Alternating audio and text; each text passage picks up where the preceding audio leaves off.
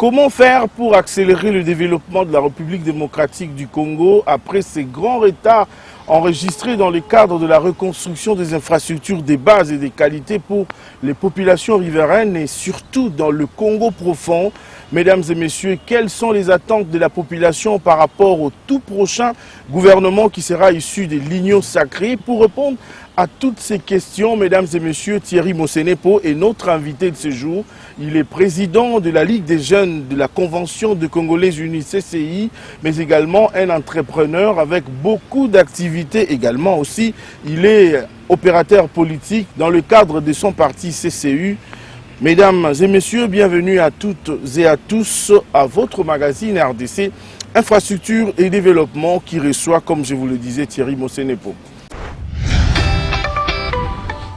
Merci beaucoup Thierry Mosenepo d'avoir accepté à notre invitation. Nous vous recevons ici sur plusieurs casquettes, opérateur économique, politique et même président de la Ligue des jeunes. Merci beaucoup d'avoir répondu à notre invitation, Thierry Mosenepo. D'entrée des jeux, quelle est votre lecture par rapport à la reconstruction enregistrée depuis que le président Félix Tshisekedi est à la tête de la RDC? Merci beaucoup, M. Aimé.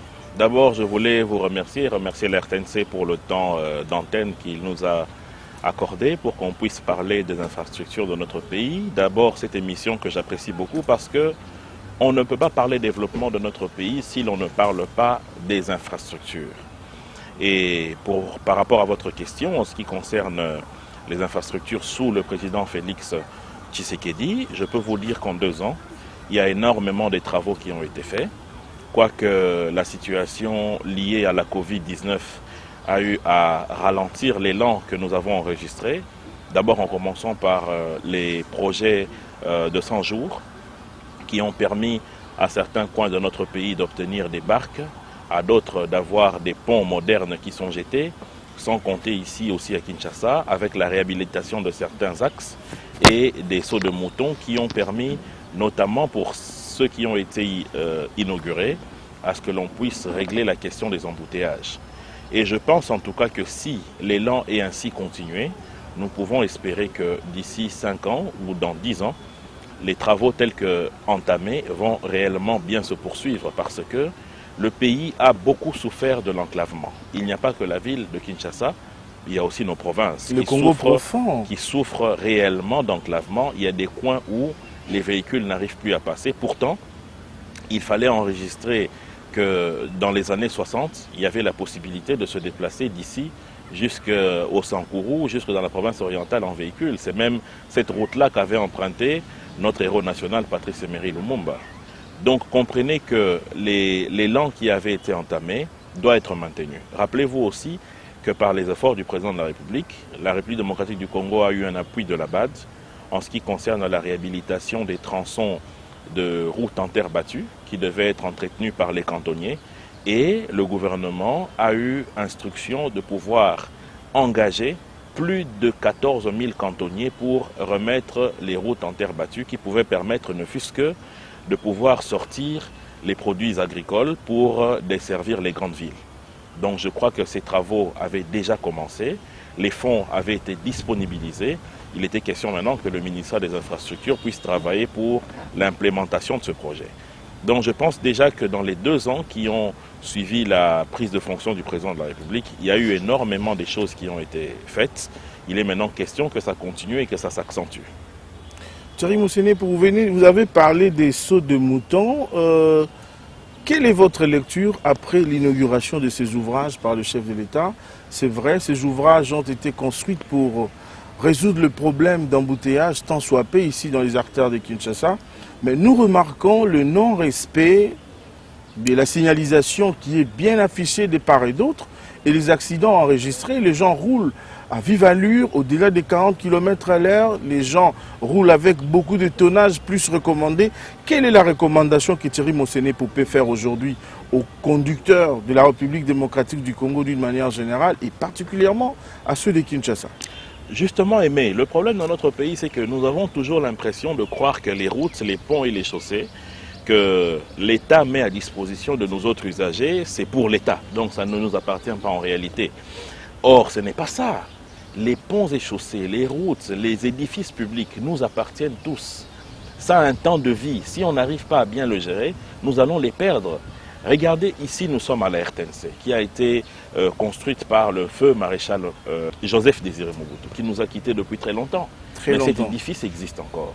Donc ça veut dire que lorsque l'État ou les dirigeants du pays font des infrastructures, ça a une durée de vie, mais cette durée de vie dépend de la façon dont les usagers les utilisent. Oui. Donc la première responsabilité, c'est à nous, population, de comprendre que ces routes, lorsqu'elles sont abîmées, c'est nous qui souffrons. Nous avons la mauvaise habitude de voir dans d'autres coins du pays où une route qui vient d'être bien faite, vous verrez quelqu'un qui a envie de prendre une ligne de courant qui se trouve de l'autre côté, casser le macadam avec une pioche pour faire passer son fil, et avec la pluie, on perd l'ouvrage. C'est la même chose aujourd'hui avec ces édifices qu'on appelle sauts de mouton, qui sont mal utilisés, des accidents chaque jour. Et la deuxième responsabilité, c'est à notre police. Il y a quelqu'un qui a même endommagé les sauts de mouton des Mandela. Ça coûte énormément à la République. Il faut que notre police de circulation routière puisse vraiment mettre des moyens qu'il faut pour sévir.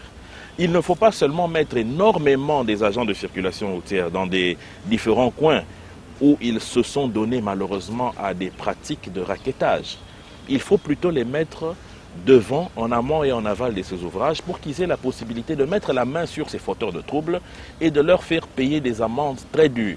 Vous savez, aujourd'hui, si vous allez dans des pays développés, ce n'est pas que ces populations-là n'ont pas envie de bafouer les biens publics, mais c'est parce que la loi sévit dans ces pays-là et les gens ont peur. Lorsque l'on ne commence pas avec avec des sanctions sévères, on va se rendre compte que nos édifices ne vont jamais durer.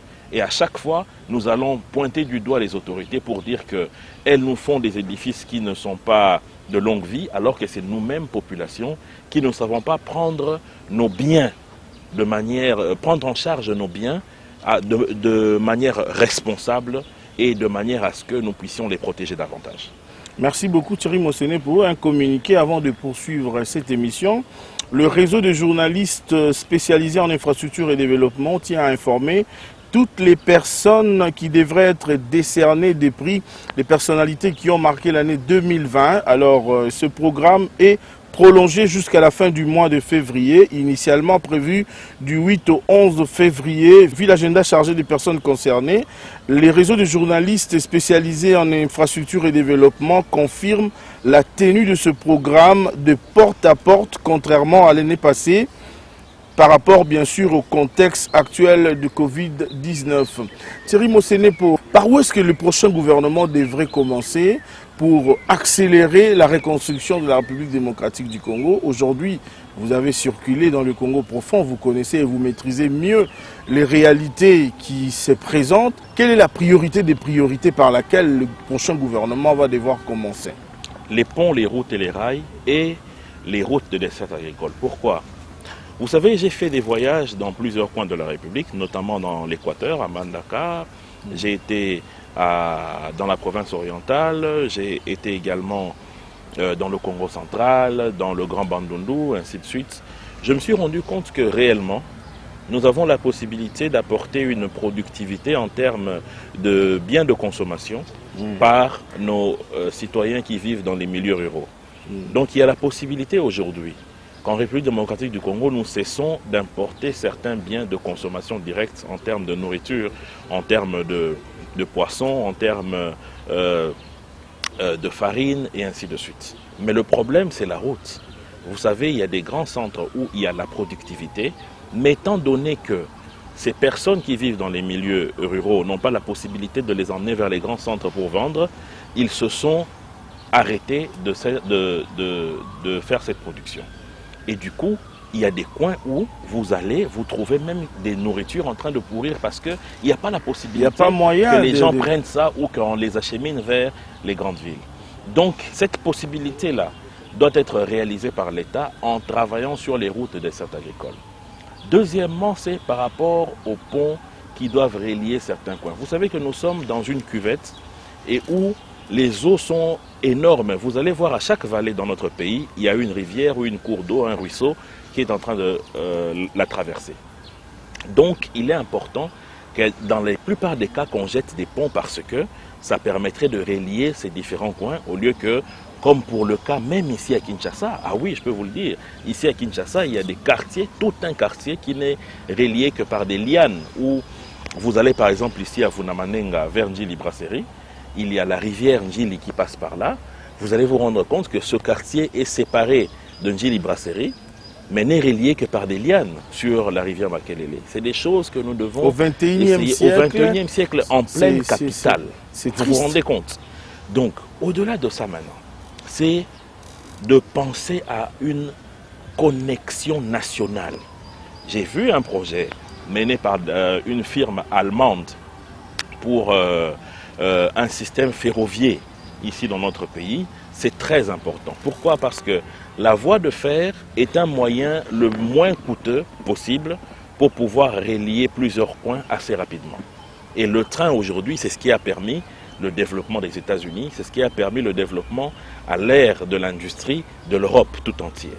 Donc par rapport à ça, il faut que l'État puisse réfléchir à doter la RDC d'un circuit ferroviaire qui puisse relier tous les coins importants pour permettre à ce que, en soutien à la route, on ait les rails qui permettent à ce que les personnes et les biens puissent avoir la possibilité de circuler.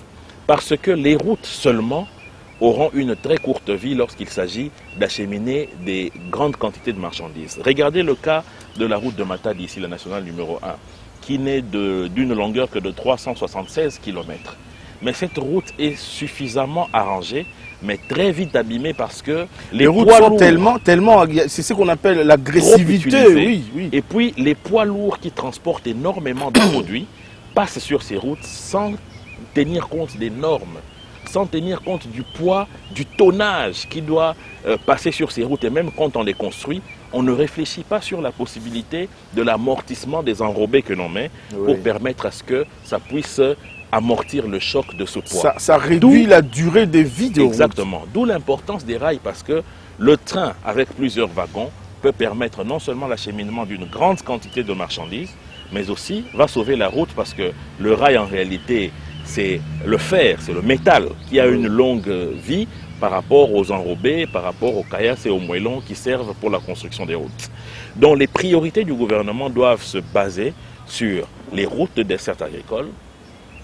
Ensuite, de mettre en œuvre le projet qui a été initié ou de l'achever sur les cantonniers qui permettent à ce qu'ils puissent faire le cantonnage manuel de ces routes-là. Troisièmement, avoir la possibilité de faire des routes et des ponts et le chemin de fer. Maintenant, dans le monde entier aussi, pour réussir de tels challenges, on demande énormément d'argent. Parce que si vous suivez la société allemande qui est venue parler de la connectivité par rail de toute la République, le projet coûte des milliards. Lorsque l'État congolais n'a pas suffisamment de moyens, ou même dans les pays où l'État a des moyens, le partenariat se fait entre le public et le privé. C'est comme ça que vous avez des routes où on installe des péages pour permettre à ceux qui ont investi dans la construction de ces routes de récupérer leur mise.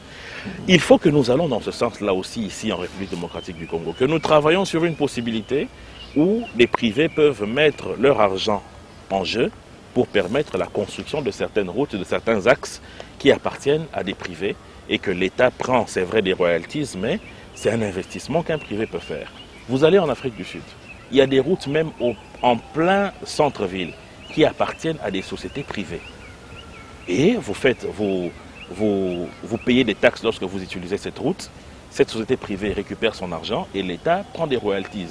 C'est des choses qui peuvent être pensées ici pour permettre à l'État de pouvoir respirer, parce que l'investissement en termes de route coûte énormément. Il faudrait carrément un plan Marshall pour connecter toute la République démocratique du Congo. Imaginez que pratiquement en 18 ans du règne du président Joseph Kabila, il y a eu à peu près des travaux sur 7 ou 8 000 km de route seulement, sur à peu près les 59 000 dont ont besoin la République démocratique du Congo. Donc comprenez que le challenge n'est pas facile. Il faudrait repenser sur les manières de financer ces infrastructures pour permettre à ce que très vite les populations puissent en bénéficier. Dans ce même ordre d'idée, il y a une nouvelle ville Kitoko, qui sera construite au niveau des Maluku. C'est le fruit, je dirais, de la coopération de l'Égypte entre l'Égypte et la République démocratique du Congo. Comment trouvez-vous cette initiative? Je la trouve très louable, mais il faudrait que nous puissions savoir exactement si les infrastructures qui seront placées au niveau de cette ville seront à la portée de tous les Congolais, de toutes les bourses. Quand je dis infrastructure, c'est-à-dire que les centres hospitaliers qui y seront construits, les maisons qui y seront construites, et ainsi de suite. Il est important de repenser à une autre ville, parce que Kinshasa a subi des transformations, mais qui n'ont pas été pensées ou réfléchies par l'État. Par exemple. Parce que Kinshasa a subi des vagues d'arrivée des populations, créées notamment par les guerres récurrentes que nous avons connues dans la partie est de notre pays.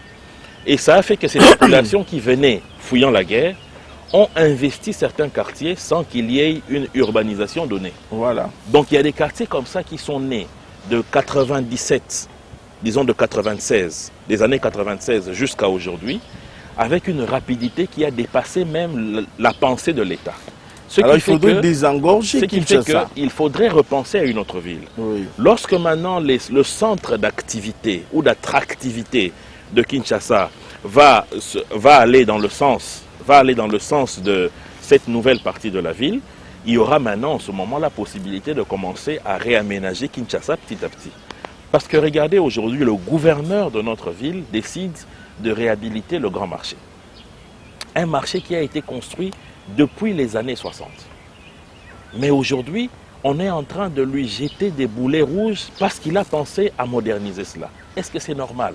C'est anormal. Alors que nous avons un grand marché aujourd'hui qui, hier, n'était pas prévu pour accueillir tout ce monde, mais nous acceptons cela quand même. C'est devenu invivable aujourd'hui de mettre le pied au grand marché. Une saleté à outrance. Lorsque le gouverneur pense à moderniser ça, nous devons l'applaudir. Mais tout ça pourquoi? Parce que les vendeurs, il y a même des gens qui ont dit que les consommateurs, que le gouverneur a vendu le marché central. Non, il va vendre il ça. Il a démenti même pour dire qu'à l'époque des Fatih Béton, on ne peut pas le faire. Non, même pas ça. Le gouverneur va vendre un marché central. Pourquoi? D'ailleurs, si le gouverneur était dans une pensée de tricherie, il aurait gardé le marché central dans l'état où il était et continué à percevoir tout ce qu'il y avait comme multiplicité de tables et comme multiplicité de boutiques et de maisons.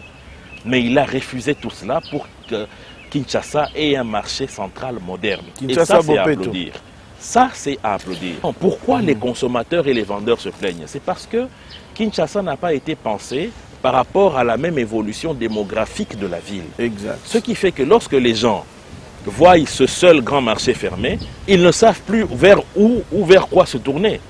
Donc, il est important que les centres d'intérêt de la ville puissent être orientés ailleurs pour permettre à ce que la vieille ville de Kinshasa puisse maintenant commencer à subir une cure de toilettage appropriée, comme on l'a connu au Nigeria avec Abuja et Lagos. Il y a aussi un projet de 1000 maisons que l'Institut géographique du Congo est en train de Oui, effectivement, c'est un projet que nous sommes en train d'implémenter. Vous êtes dans le projet, oui. Un projet qui est soutenu par la présidence de la République parce que ça concerne 1000 logements sociaux. Oui. Ce sont les agents de l'Institut géographique du Congo qui ont acquis ce terrain avec beaucoup de courage et beaucoup de peine. C'est à peu près 150 hectares sur lesquels vont être construites ces maisons.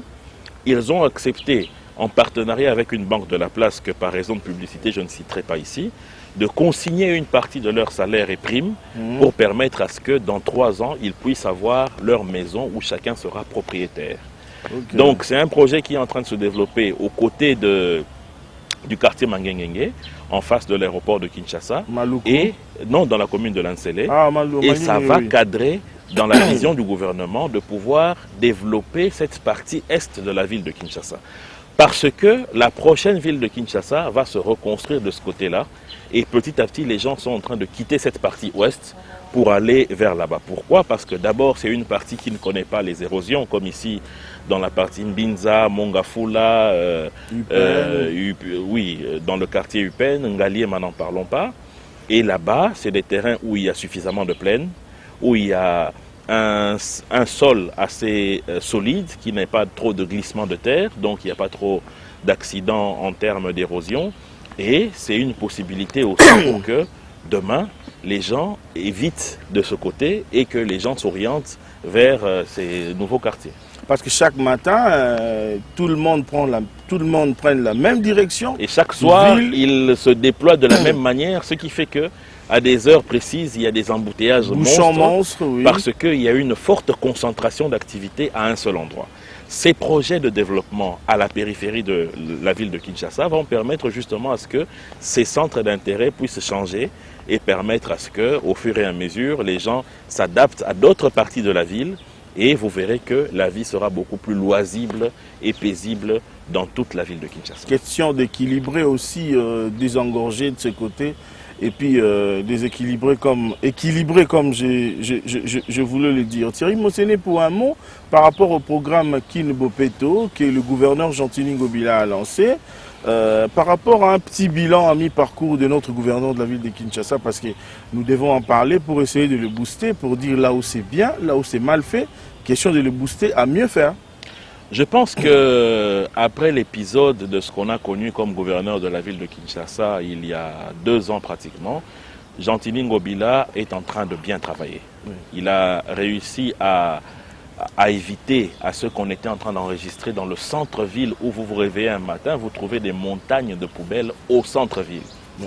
Aujourd'hui, la ville ne sent plus aussi mauvais qu'il y a 2 ans. Oui. Deuxièmement, le projet Kin Bopeto est un très bon projet. Et je crois que le gouverneur ne peut pas le réaliser seul sans l'appui des différents bourgmestres. Oui. Et je salue la discipline que le gouverneur a mis en place, où les bourgmestres qui ne font pas réellement leur travail sont directement sanctionnés. Oui. C'est une très bonne chose. Mais le maître de tout cela, c'est le peuple congolais. Le gouverneur de la ville ne va pas entrer dans chacune de nos parcelles, dans chacune de nos rues, pour nous apprendre que nous ne devons pas vivre avec la saleté là où nous sommes. Ça, c'est une très mauvaise habitude que nous avons, nous, en tant que peuple.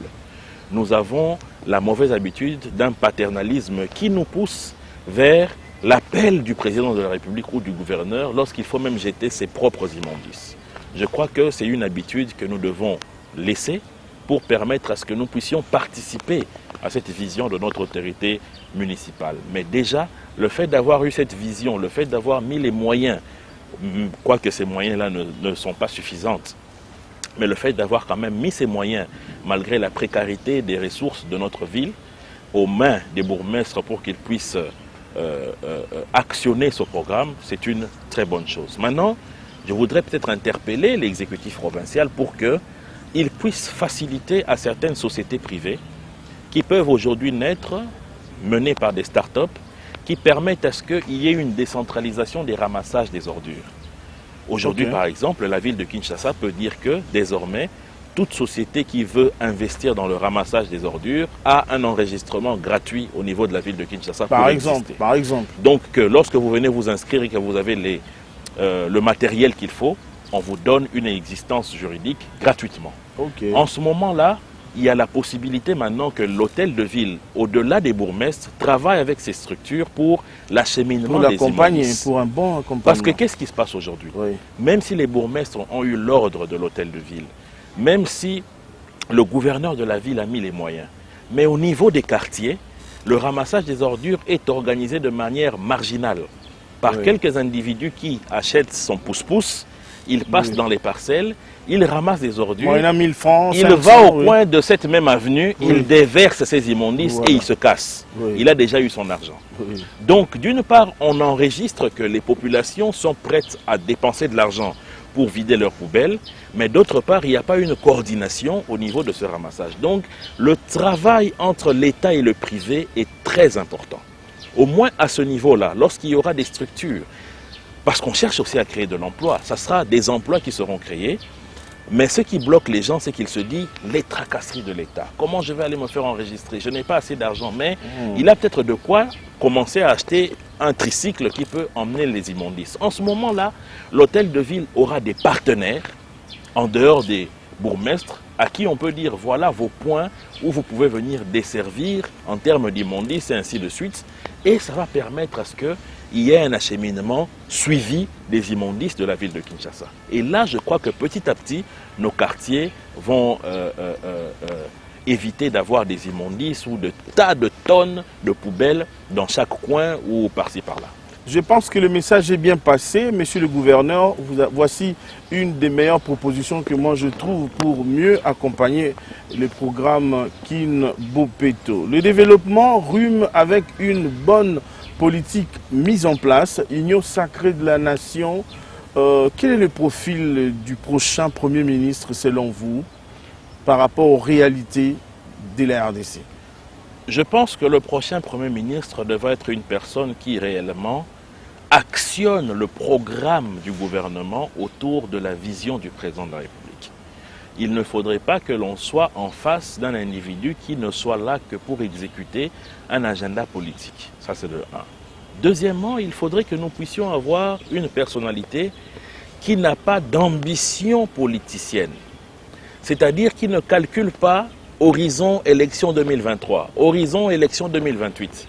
Mais qui soit là comme un haut fonctionnaire de l'État qui réfléchit en termes de résultats à donner. Parce que souvent nous nous trompons dans ce pays. La responsabilité économique, financière, sociale du programme de gestion gouvernementale est de la responsabilité du Premier ministre. Un Premier ministre trop politique risque d'entacher même les résultats d'un bilan présidentiel pour un quinquennat.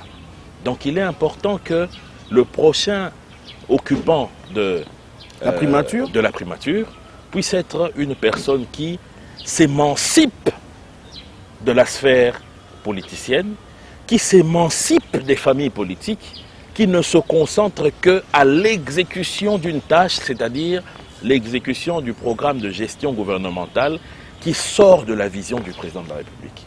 Quelle est cette vision? C'est la vision de reconstruction du pays. C'est la vision de mettre la paix dans l'est de notre pays. C'est la vision de mettre en place l'état de droit avec une justice convenablement distribuée. Voilà celui qui sera un bon Premier ministre qui accompagnera le président dans ses actions et qui ne sera pas celui qui voudra à chaque fois être vedette à la place de vouloir demain remplacer tel, mais plutôt quelqu'un qui sera là pour servir le pays.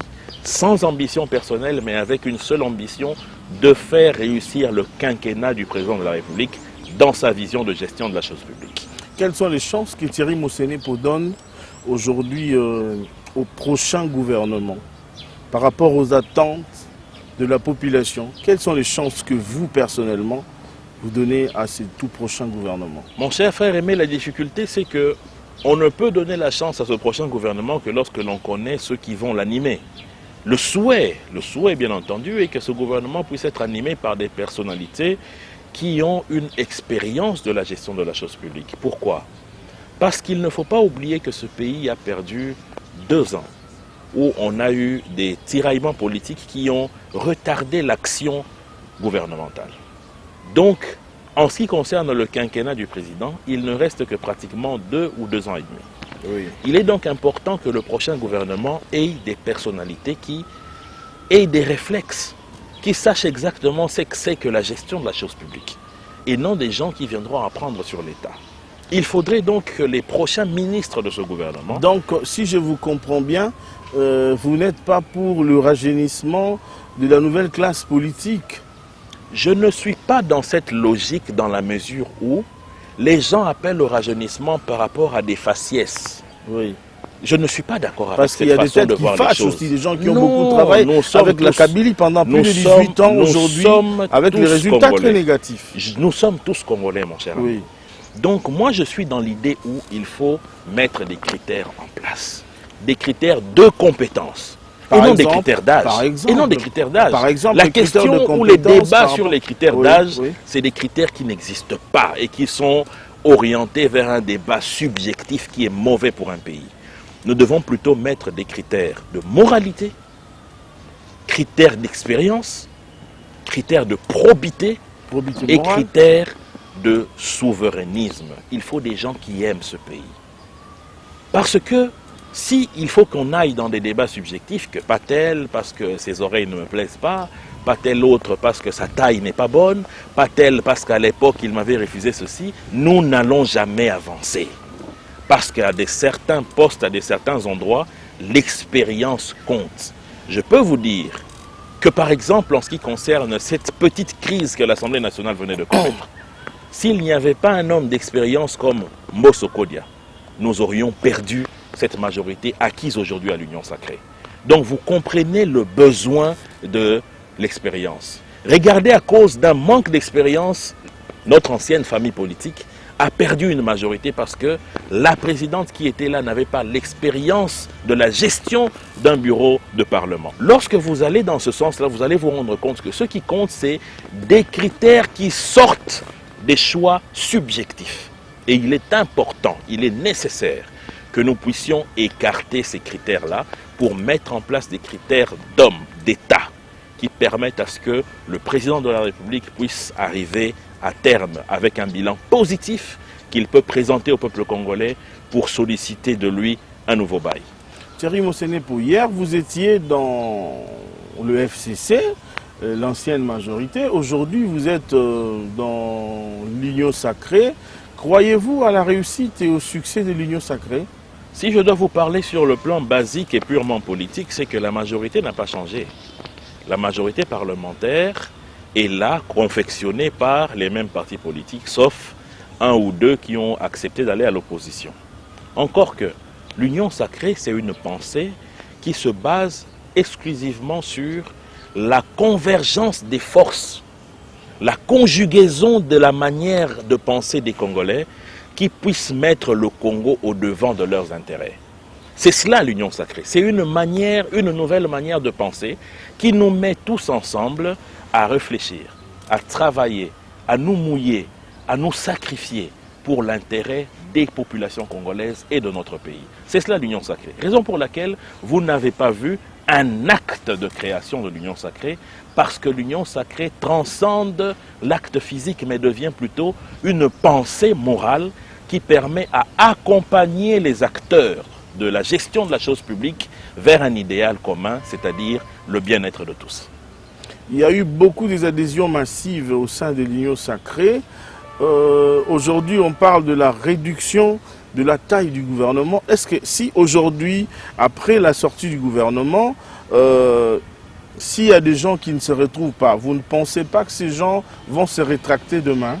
Vous, par exemple, le CCI avec Lambert Mende. Je ne crois pas, parce que déjà, lorsque l'honorable Mende nous a parlé de notre soutien à la vision du chef de l'État dans l'Union sacrée, il n'était pas question de promesse de poste, il était question de soutenir une vision qui permette au Congo demain de devenir ce pays que nous avons tous rêvé et qui est chanté dans notre hymne national. Donc, parler en termes de récompense de poste, c'est comme si on a mené une bataille alors que la bataille est devant nous. C'est la bataille de reconstruire ce pays. Donc, les vraies récompenses, c'est le travail qui sera fait. Donc, dans cet entendement-là, nous ne prenons pas les postes ou les responsabilités dans les entreprises comme des récompenses, mais plutôt comme des responsabilités pour aller vers cette bataille. Cette question, si je ne vous la posais pas, Donc, comprenez et il faut dire aux téléspectateurs que ce n'est pas une question de poste, parce que c'est une question que je vais vous poser. Je vais vous dire la vérité, c'est qu'il n'y a pas eu de promesse de poste pour soutenir l'idée du président de la République dans l'Union sacrée. Il y a eu simplement l'adhésion à cette vision et rien que ça. Donc le CCI n'a pas amené un cahier de charges comme les autres. Parler d'un cahier de charges avant d'adhérer à l'Union sacrée?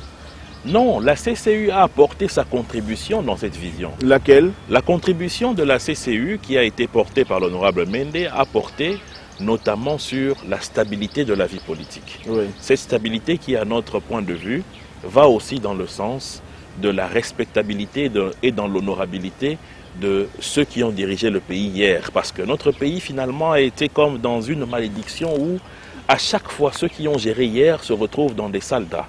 On a connu ce qui s'est passé avec Lumumba lorsque Mobutu a pris le pouvoir. On a vu comment ça s'est terminé avec Mobutu exilé, ne sachant même pas où sa famille devrait mettre sa dépouille. Il ne faudrait pas que l'on revive ça aujourd'hui encore. Donc la responsabilité du président Tshisekedi de conjurer ce sort est assez importante. Deuxièmement, la CCU a souhaité à ce que réellement tous les Congolais, même ceux qui sont au FCC, puissent venir soutenir cette vision du président de la République. qu'il n'ait pas l'impression que c'est un FCC bis ou c'est je ne sais pas quoi encore. Non, c'est une vision pour le pays. Il y a quelqu'un qui Donc, a parlé, ceux qui il y a aiment ce pays doivent être là. il y a quelqu'un qui a parlé que l'union sacrée, c'est la deuxième grossesse du mariage FCC4. Ce que nous attendons d'un opposant, c'est de dire par exemple que tel sujet ne marche pas. Par exemple, nous avons besoin de 20 000 km de route. L'option prise par le gouvernement, je ne suis pas d'accord avec. Moi, si j'étais au pouvoir, voilà l'option que j'aurais prise, ça aurait coûté moins, ainsi de suite. Parce que lorsque le peuple congolais va dans l'urne choisir son président, en la personne de Félix Tshisekedi, aujourd'hui chef de l'État, et qu'ensuite vous dites à ce peuple que non, ce n'est pas vous qui vous avez fait le choix, mais c'est un tiers en dehors de ce pays qui dirige votre président, donc par ricochet, qui dirige votre pays. Mais c'est le peuple que vous insultez. Et après, vous osez parler au nom de ce peuple que vous insultez. Est-ce que c'est logique, ça? Ça n'a pas de sens. Voilà quelqu'un qui se réveille un matin n'ayant pas de projet de société, n'ayant pas de discours à pouvoir mettre sur la table des Congolais, se permet encore une fois de surfer sur les insultes, de surfer sur les diatribes qui ne nous emmènent nulle part. Et je peux vous dire, monsieur Aimé, que le peuple congolais ne prête plus oreille à ce genre de discours parce qu'on en a trop entendu. Que hier, c'était Nkurunziza qui dirigeait, c'était un tel autre qui dirigeait, c'était Museveni qui dirigeait. Donc on est fatigué de ça. Ce dont on a besoin, si vous êtes résistant ou opposant, c'est de nous emmener des idées qui contredisent le projet de gouvernance de l'actuelle majorité. C'est-à-dire que si l'actuelle majorité parle de gratuité de l'enseignement par rapport à tel axe et tel autre axe, vous vous dites non, ce n'est pas ça, c'est ça ou ça autre que moi j'aurais proposé, ils sont dans le faux. Voilà ce que nous voulons. Le reste, ce n'est que verbiage pour attendre derrière les arbres un quelconque dialogue pour pouvoir se positionner. Voilà ce qu'est l'homme congolais et voilà où s'en emmener le pays. On ne veut plus de ça. Merci beaucoup Thierry Mosené pour cette émission est arrivée à la fin. En 2-3 minutes, si quelqu'un nous prenait en cours, qu'est-ce qu'il peut retenir de votre passage ici dans ce magazine? D'abord, cette personne devra retenir que nous avons dit ici que le Congo est malade de ses infrastructures, dans tous les niveaux. Oui. Le Congo doit se sortir de cet isolement interne, parce que sur le plan interne, le Congo est isolé. Il faudrait nécessairement que le prochain gouvernement puisse travailler sur le désengorgement de la République démocratique du Congo, surtout en ce qui concerne les routes de terres arables, les routes des centres qui peuvent produire de la nourriture pour les grandes villes. Cela va permettre à ce que l'on puisse développer nos milieux ruraux et desservir la capitale en termes de nourriture et tout ce qui va avec. Deuxièmement, il faudrait que le prochain gouvernement soit un gouvernement d'hommes intègres, d'hommes expérimentés, d'hommes à très haute probité morale, d'hommes qui soient amoureux de la République démocratique du Congo pour aider le président de la République. Et le prochain Premier ministre devra être une personne qui pense aux infrastructures d'abord, mais aussi qu'il soit un haut fonctionnaire de l'État et non un rompu de la politique qui ne viendrait que réfléchir sur 2023 ou 2028, mais plutôt réfléchir sur la mise en place d'un programme de gouvernance qui emmène la République démocratique du Congo vers son développement, assis sur des infrastructures solides. Merci Thierry Mosené pour votre mot de la fin. Mon mot de la fin, M. Aimé, c'est de vous remercier d'abord et de féliciter l'idée que vous avez eue, une idée géniale de la RTNC et de vous-même, de pouvoir parler infrastructure parce que on est fatigué de ne discourir que sur la politique. Il est important que nous puissions parler des axes qui permettent au pays de se développer. Une grand-mère à moi qui se trouve à Ilombe-Moké dans le Mai-Ndombe n'a rien à foutre avec ce que vous pouvez dire ici dans votre Assemblée nationale.